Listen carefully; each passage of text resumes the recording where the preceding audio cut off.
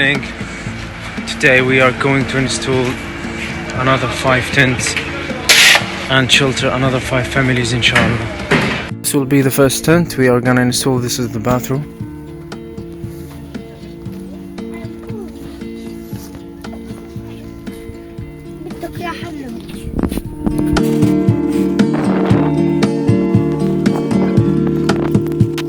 I want to thank Zahra and Zainab and Timur for providing this tent for this family and covered them from this tent damaged from the last storm, and we are gonna install them a tent.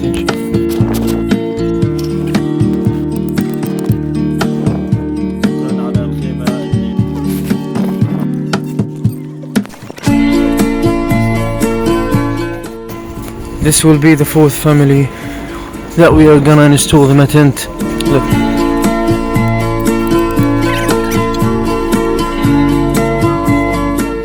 This will be the 5th family that we are gonna install them a tent, inshallah. They are living almost in the open.